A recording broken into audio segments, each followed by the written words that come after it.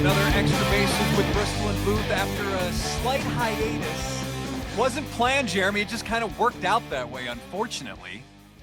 Yeah, but we're back. Like everything that we always do, we take a little bit of time. We got some stuff we got to go. Oh, we got a lot of stuff. You went to spring training. I'm still going down there. I have some stuff that sidetracked me for a minute, but Yeah.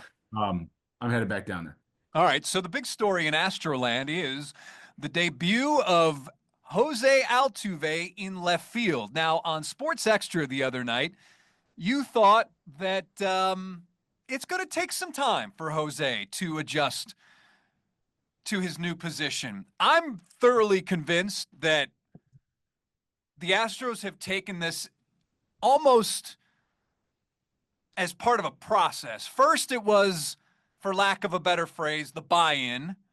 Then it was, let's make sure that he can read the ball off the bat and take the proper routes, which down in Florida, he seemed to look pretty good to me. And then I imagine the final or one of the latter stages will be throwing the baseball, because we didn't see a lot of that. And Joe Espada, I asked him about that. But what's his floor and what's his ceiling when it comes to being a left fielder defensively? Well, it's hard to predict the ceiling just because he's been an infielder for so long, and it's not like he just came up. And he's 35 years old. Yeah, he's been here for what, 13 years in the big leagues? Yep. Does that sound about right? So it's not something that he's going to be able to just you can't really say he's going to be an all-star left fielder. You don't know. There's no way you can predict that. What you can say is that in Daikin Park, it is Daikin Park now, right? That's what Daikin, yeah. In Daikin Park, with the surface, it's exceptional that he has out there, that field. He's going to be able to play left field really well, because it's a small area to cover. Now, when you get to a bigger park, you don't know what they're going to do, right? Where he's at doesn't deal with any hops. It's just not how that works. It's going to be cutting the ball in the corner, using the wall, and he'll have somebody in center field take care of him, because that gets pretty sharp out there in left center field and gets deep. So he's going to be able to be more than serviceable as he gets the feel of the ball and the fly balls, and of course the throwing part of this, which I think what Joe say he's been doing it for 13 years. That's what he said. Yeah, let's listen to what Joe how he answered my question, because I was seeing it all over social media. The video that we posted of Jose, Sergio Soto and I from spring training, it was looked at nearly 1 million times on X. So I was looking at some of the responses. A majority of them were saying, well, what about him throwing the baseball? We haven't seen him throw. Can he make the throw? So I asked Joe Espada about that, and here's what he said. How do you think his arm will profile out there? Does we, for lack of a better phrase, have to stretch him out because of, he's been sidearm and all that? I mean, a lot of fans are wondering how, because they're like, well, we haven't seen him throw, so. Well, he's been throwing for 13 years. Like from a different position. Yeah, from a different position. Yeah. He's a much longer throw, and he does have enough arm strength to play left field. He hasn't showcased because he didn't have to. But in some relay throws, he has shown arm strength and accuracy. But we are working through those mechanics to make sure that he has enough accuracy and leverage to finish some of those throws. All right, so that's what Joe had to say. I asked, stretching him out, maybe that wasn't the appropriate way to phrase it. I still think it was, but he mentioned the mechanics. So the one thing that I noticed with my own eyes down there, Jeremy, was it appears as though Jeremy Pena taking the cutoff throws, he may have to go out a little deeper at this point. And I think, I believe Joe Espada was mentioning that to Jeremy during one of the drills. And then I would imagine that as the season goes along, they're hoping that Pena can get closer to the infield as Jose gets used to the throws from left field to his cutoff man. Well, infield arm action and outfield arm action are entirely different. So Yep. it's going to take a little bit to extend and get. And as he does that, remember, he's making the shortest throw on the field for 13 years. As he does that, he'll be able to deal a little more carry behind it. That said, in Daikin Park, throwing guys out at the plate from left field. You're playing deep short anyway. Like it's not that deep, so you're going to come get it, and he'll be fine with that at home. The test is not going to be at home. The test is going to be everywhere else in baseball, right? Because how are you going to run guys out there, to left field then? What are you going to do? How are you going to stack that? Is it a different outfield at that point? Does he come back in to play second base part of the time? Do you put Yordan out, Alvarez out there, which I don't think should ever happen. I've said that forever. I mean, it's like him hitting second shouldn't be done. So when it comes to what they're going to do, it's not at home. It's not anybody can play left field at home. It's going to be on the road. Jeremy, I think he's done totally with infield. I said this on Sports Extra. If I had to do over under 40 games at second base, it's going to be under. I don't think there was a post, I think it was Julia Morales, part of the broadcast team, saying that Jose has retired his infield glove and gave it to a little kid. Now, I don't know if that was said in jest, but listen, it looks like the Astros are pushing, and Jose are pushing all of their chips onto this surface that says Jose is going to play left field permanently. Yeah, it makes sense that he would do that though, because he's going to work so hard that he's going to be in a situation where he's going to have to put so much time out there as opposed to playing infield, right? So for the year at least, it may be the commitment. I mean, I think Craig Biggio did it for a couple of years at the end of his career. And I will say that I had a friend of mine who's actually a very strong Astros fan remind me of that in coming through this, because I remember Biz going from catcher to second, yes, a little bit of center, not so much moving to left field, right? And so, or moving to center field. So when it comes to that being done and being accomplished, you've got a situation where there's some precedent. You got Altuve, who has every bit of the instincts Craig did, and there's nothing saying he can't do it. Now it's interesting. Fenway, in some ways, is similar to Minute Maid in terms of you have a wall that you're not going to be robbing home runs from. I mean, that's the way it is at the Crawford boxes. You're not going to have anybody who's going to leap and rob a home run in left field. It appears when you look at the toughest left fields in all of baseball, Fenway is up there. I just did a quick search. ChatGPT told me T-Mobile Park, the Orioles Stadium is another one. You mentioned he can't play all of his games at Daikin Park, so there are going to be some challenges. It's going to be fascinating to see Seattle. That's going to be a tough place. That's going to be a tough place to play left field. Well, the parks that you mentioned, they all have pretty sharp, left Angles? field, Angles? left field line to gaps type adjustments. Safeco gets really big, and Safeco that I'm used to, T-Mobile for quite some time now, gets pretty big out there in left center field. So it's, again, we're talking about the balls that has interesting spin, the stands. Fenway's got a wall that, ball's going to kick off that thing kind of funny depending where it hits. So, but he doesn't play a lot of games in the AL East, right? It's been an imbalanced schedule for a long time. So running down the West, he's got Sacramento, which is Who knows? Who knows any idea? He's got Anaheim, which is, it's okay. He's got Texas, which is a great place that's fine out there. He's got Houston, which is his home park. He's fine there. And he's got Seattle. So in that division, as we actually talk through that, you got to figure AAA Park is what it is. He's going to be able to play 81 games at home. He's got the Rangers. He'll see 3 times on the road for another 10 to 12. I'd have to look it up, but yeah, let's call it 10. All right, so that's 91. He's got 10 in Sacramento. That's 101. You figure he's going to DH 10, 15 times anyway. That's 125. He might get 10 off days. That's 135.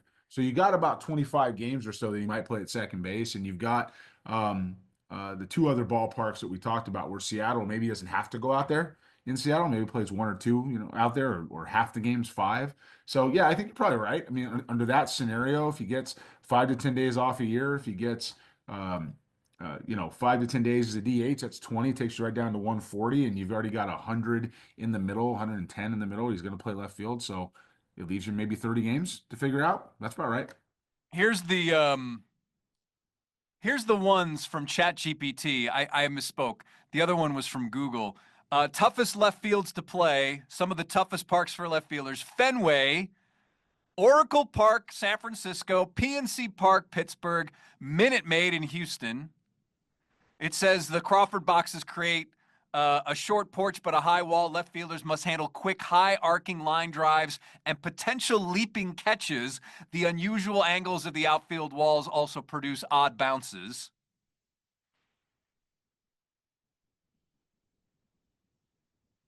Wrigley Field, Coors Field, Kauffman Stadium, and that was the top 7 from ChatGPT. That So makes sense. What was the one though that it said you have to jump for the ball?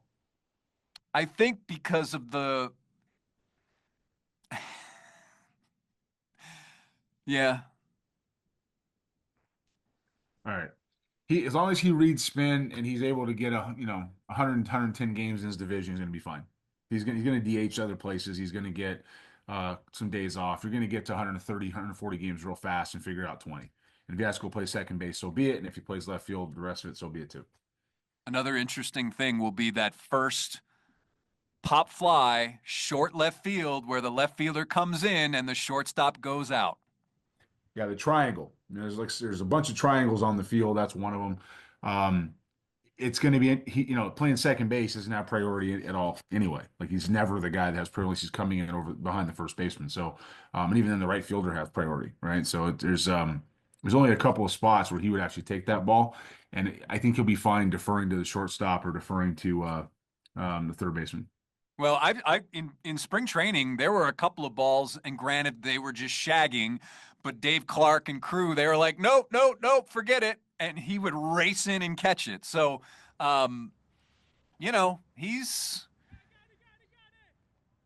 he looks better than I think a lot of people would have given him credit for at this stage. But that's just.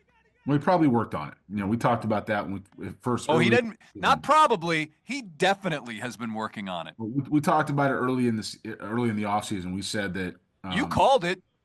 Well, I said he probably had a glove in his locker already. Yeah, apparently it was Yordan Alvarez's. But yeah, so there you go. So he'll be fine. He's probably planning for Bregman to come back or try to get Alex to come back and make the position change. Sounds like they discussed it last year anyway, from what he for his benefit and for the club's benefit. So it's something that is new to the fans. It's new to the city, but it fits for right now. And then again, if they go ahead and actually do something with Arenado and acquire him in any way, it's going to change things even further in the infield. So, all right, another thing. The ABS system. I'm a fan, Jeremy. I'm all for the ABS system. What's your take on it?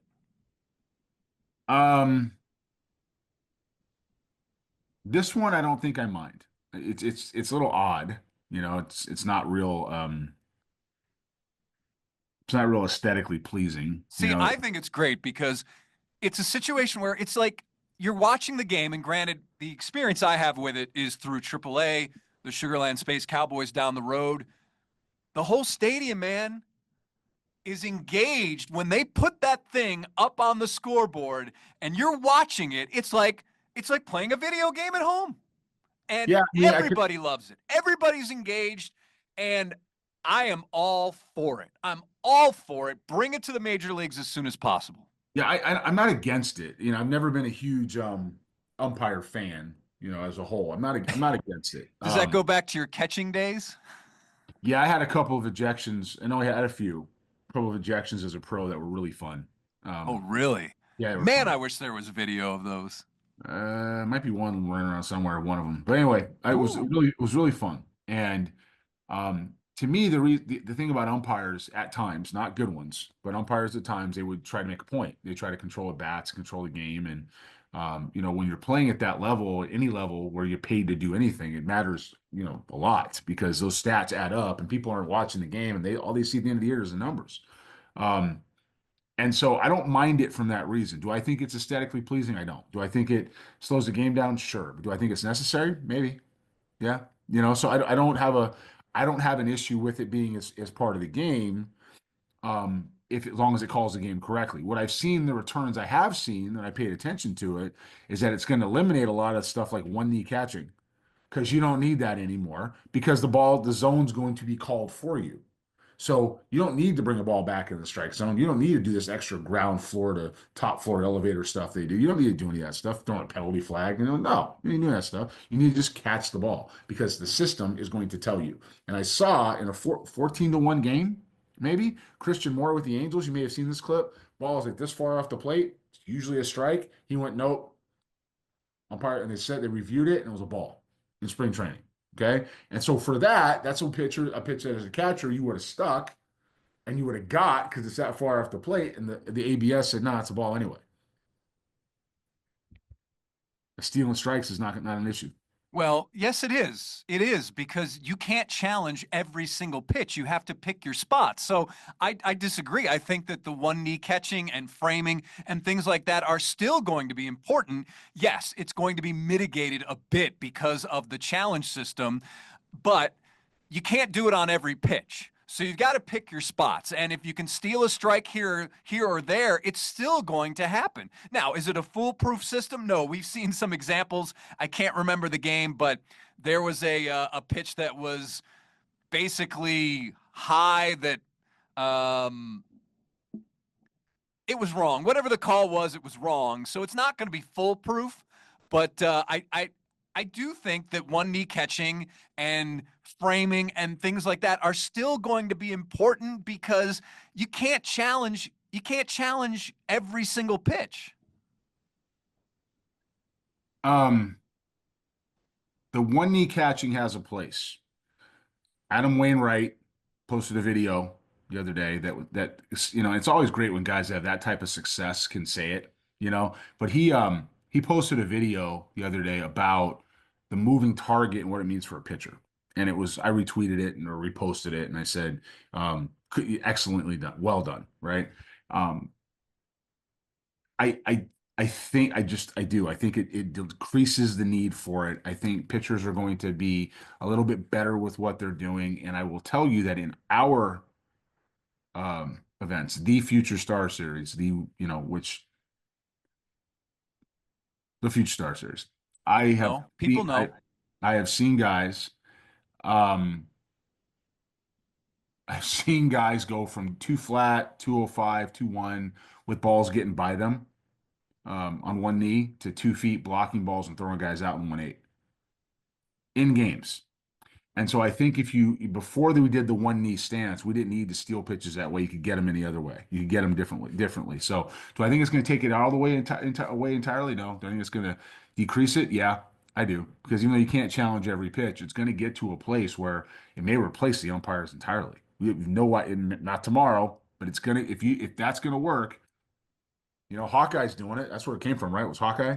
Hawkeye's doing the ABS because, I believe that's what I read. That's the video camera part of the game that they've been doing. It's part of the reason why they're in there in the Major League Stadium, StatCast and in the ABS, from what I read. So, with that said, it's part of the game. It'll continue to grow as we part of the game, and eventually umpires may be replaced as far as home plate. Moving on here on Extra Bases. We could either do viewer comments or Alex Bregman. Which way would you like to go? Viewer comments. Viewer comments. So Rob is. Hey, hang on. I can do Bregman in one sentence. Okay. $40 million a year to go hit at Fenway on the East Coast, which Red Sox draft him out of high school. It's a fit. Yeah. But this is what, I'm wondering if Alex and the Red Sox were expecting what they got from Rafael Devers on his first day. That's what I'm interested. I would love to know if the Red Sox were expecting that reaction that I'm a third baseman. I'm the third baseman. Now, Alex has been playing it perfectly. I'll play wherever the team wants me, and that has actually I think boosted his popularity there because he's saying I'm willing to do whatever to help the team win. Well, you've got another guy who's like, I'm a third baseman. I'm a third baseman. Yeah, Devers is an interesting cat, especially when you've been that terrible defensively for such a long period of time. Bregman is that type of guy, though, especially when you're making $40 million. Okay, he's going to go out there. He's going to say, "Oh yeah, what do you want me to do, Boston? You want me to play short? Sure. You want me to play left field? You got it. Center field? Okay, I'll catch." I mean, he did that in high school too, when they doubted his ability Hmm. defensively. He went behind the plate. I mean, he's just always that type of guy. I'll do what I have to do to stay on the field. So, um, he's made for that city. Yep. You know? And I, as you know, I spend time back there occasionally with New Yep. Balance and some of the other stuff. So, New Balance's headquarters are nearby. in Brighton, about 6 miles away. So I'm sure I'll walk into that ballpark a couple times this year Hmm. and just kind of What's go up? ahead nod. What's Do a up, head man? nod. Yeah, Yeah. yeah, he'll like to see a familiar face, and um, Well, yeah, I think he'll like it. yeah, he'll like that. We ended up with a pretty good relationship after some of Anyways, yeah.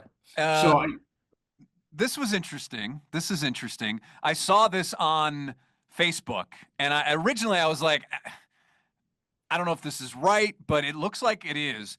When you look at the top performers in Fenway Park history, top on base percentage.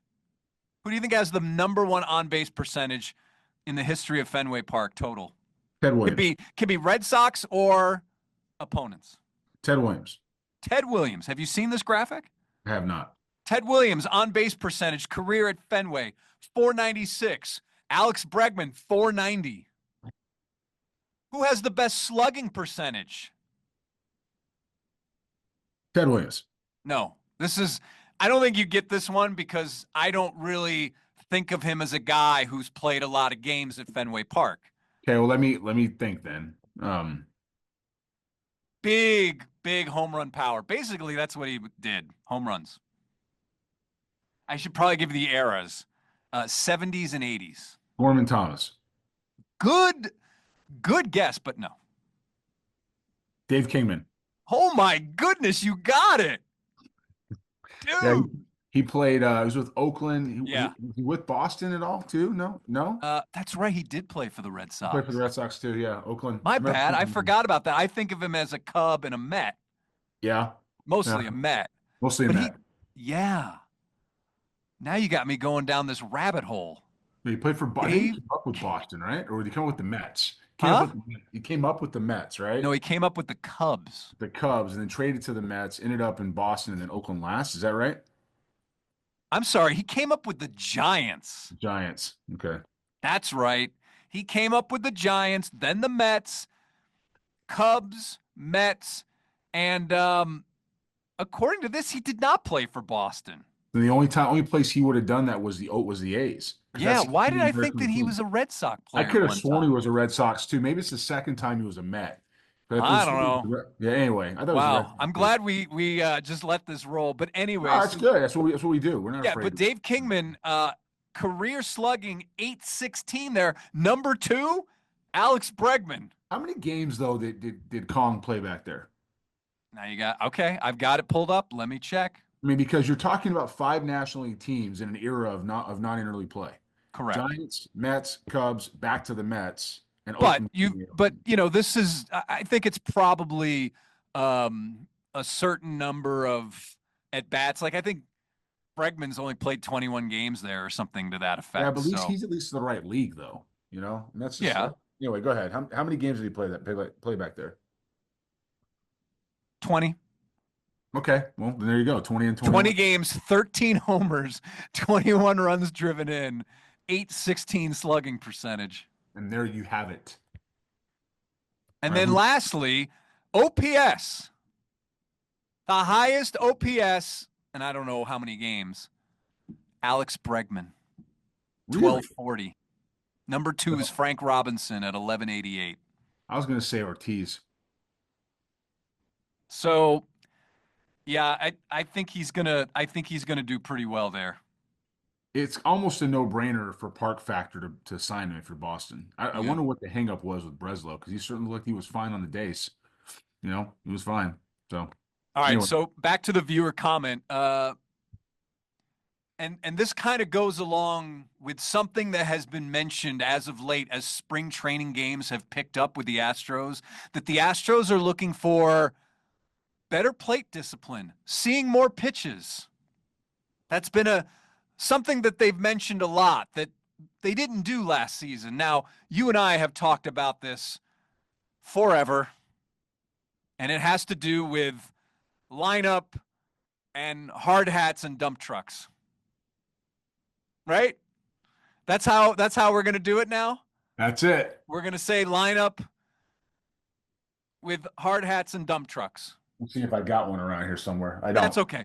But Rob, who's quickly becoming one of the best commenters that we have, says what the analytics don't account for is psychological effects. An ambushing free-swinging Altuve with a patient Bregman at 2, followed by the power and hitting ability of Alvarez at 3, creates a lineup that is psychologically hard to maneuver for a pitcher. High-stress hitters. It also has psychological effects on the offense, too. For example, Bregman can be more patient at 2, knowing Alvarez is coming up behind him. Pass the baton versus forcing something to happen. Rob, you're preaching what Jeremy Booth has been preaching for months and years, and yeah. It's not a whole lot to say to that one. It's pretty good. Nope. It's pretty good. It's But yet it appears as though the Astros are still contemplating batting Yordan Alvarez in the 2-hole. I'm going to speak directly to the club. Okay, hold on. Let me give you a single camera. Stop it. Get help. Reconsider all these different emotions that are running through your mind. Let the man settle where you'll win some games. Andrew Ball, we believe in you. Maybe not this is the move. Joe, it's your 2, bud. It's your 2. You got a team that's going to depend on you. They're growing. Don't mess around. Okay? Dana, my guy, trust your instincts. Trust your instincts. That's it. And that is a PSA from Jeremy Booth, CEO and founder of New Balance Future Stars series. And I know they'll see it too. So yeah. He also says, as it relates to internal discussions, let's not discount the media mind games that have been played since last year. Dana Brown got both Altuve and Bregman to say how much they love Houston, love the fans, love the Astros. Both have the same agent. Both were free agents, but only one told his agent to get it done. Internal discussion could be a signal to the fans that we are still trying. It could be as simple as Dana Brown and John Doe talking about it at a water cooler, too. Same as if a team calls about a free agent and then all of a sudden the agent leaks. The Astros are interested to create a market. It goes both ways. Overall, Dana Brown and the Astros handled this perfectly. I don't agree with. I agree with the premise, but some of the minutia there is not exactly. Yeah, I mean, another good comment and definitely reasonable. What I would tell you is that internal discussions this time meant constant internal discussions. They were all constantly trying to find a way to make it work. It's totally different than Kyle Tucker, and I'll take you back to it because I was at winter meetings when Soto, when the news of Soto broke, and then like within 5 minutes, Tucker was on the wire. It was with 5 minutes. It was like, oh, Tucker here, Tucker here. It was, I mean, everywhere, right? And that's not an accident. That's people reading the room and knowing what's going on. What I will tell you with Bregman was, Alex did want to stay in Houston for a few reasons, but he also wanted to be an AAV guy. That's what he wanted. And he wanted to be able to drive that number up and say he got $40 million a year. Well, he did. He got $40 million a year. And so whether or not that's the right decision long term, don't know. But he went to a place where he could really hit, and Dana did everything he could to keep him here, and it just wasn't going to work. Jim was not going to $40 million a year, and I don't blame him. I wouldn't have done it either. So, you know, where they treated Alex was fair. They gave him the longevity he asked for. He would have got a higher AAV here, despite what some guy yelling, some random expert was, you know, yelling at the clouds, you know, but it didn't work that way. And he ended up in Boston, you know? And so, you know, the club's going to had to have internal discussions about backup plans. And because of that, you may end up with Arenado, which, you know, it's I don't know, 30% chance at this point, you know, but it could happen. It could happen. He's not going to stay in St. Louis. They got to move him at some point. So you think he's definitely not staying in St. Louis? Why? For what? He's going to waste years. You know, they're not competing. Everybody else is out of there, you know, so it's him left and that's it. And he needs to go win at this point in his career. He's not trying to stay. So we'll see what happens. But I think that the internal discussions in this case were really, that's accurate. They were constantly talking about it. There's only so many times you can tell the media, yeah, we're discussing Alex. But I mean, I sat in the room. I'm gonna do this for like 4 seconds. I sat in these rooms with these guys, and a lot of these guys are good. I like a lot of these guys. They talk, but it was the same question again and again and again from like everybody around the circle because everybody wanted to know about it. They asked a different way. Hey, you talked to Alex Bregman? No, we're not going to comment on that. Hey, so Dana, there may be a guy that wears number 2 that can hit and plays third base. Have you guys had any communication? Yeah, I'm not going to talk about that. Hey, Dan, when was the last time you spoke to Scott Boras? Yeah, I'm not going to talk. It was the same question a bunch of different ways, and I get what they're trying to do because they got a job to do, but there was nothing to say. It was up to Alex and Scott to decide what they wanted, and that was that. They decided they wanted AAV, which makes Scott happy, and Alex, let's go to Boston. That's it. All right, everybody. Thank you for joining us for another Extra Bases. Hopefully we are back on our regular schedule. It's going to be a busy year. It is going to be a busy year. Yep. Also, we can tell you that not only is Jeremy the CEO, founder, everything of the New Balance Future Stars series, at this very moment, right now, please take your hand off your face. Jeremy could play for the New York Yankees with that facial hair. I could play for the Yankees. And, it's official now. Jeremy could officially be a Yankee. That's fine.